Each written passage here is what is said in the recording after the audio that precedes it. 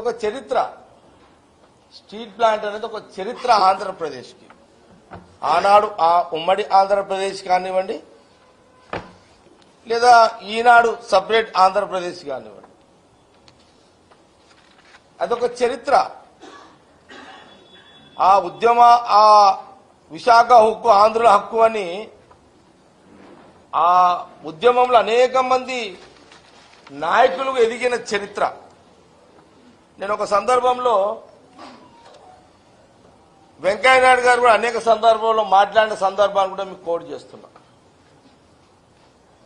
వెంకయ్యనాయుడు గారు బీజేపీ నాయకులు, మా జాతీయ నాయకులు, సెంట్రల్ మినిస్టరు, వారు అనేక పదవులు చేసినటువంటి చరిత్ర వెంకయ్యనాయుడు గారిది.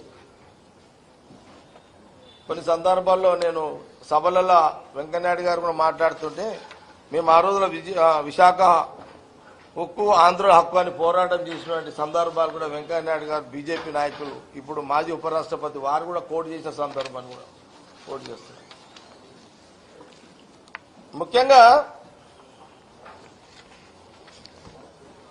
ఆ మహానగరానికి ఈ యొక్క వైజాగ్ ప్లాంట్ మొన్నటి వరకు యూపీఏ గవర్నమెంట్ సోనియా గాంధీ గారు నాయకత్వంలో ప్రధానమంత్రిగా మన్మోహన్ సింగ్ గారు ఉన్నంత కాలము వైజాగ్ స్టీల్ ప్లాంట్ కాపాడుకుంటూ వచ్చిన చరిత్ర.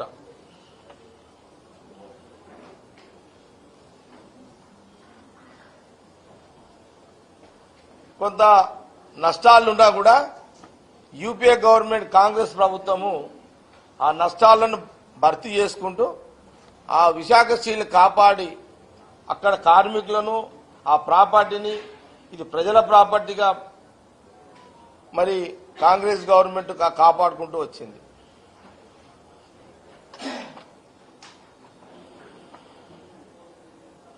ఆనాడు 14,000 కోట్ల ఆస్తి విలువ ఈరోజు 2.5 లక్షల కోట్ల సంపద. ఈరోజు ఆ రోజు ఇందిరాగాంధీ గారు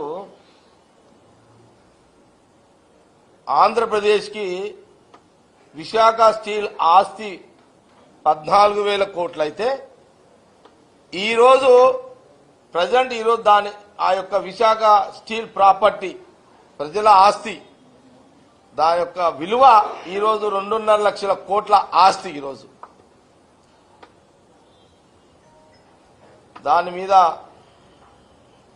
ప్రధానమంత్రి మోడీ గారి కన్ను పడ్డది. చాలా తెలివిగా బీజేపీ ప్రభుత్వము, ప్రధానమంత్రి మోడీ గారు అయిన తర్వాత ఆ ఆస్తిని ఎవరికో కట్టబెట్టాలని ఒక ప్రయత్నంలో భాగంగా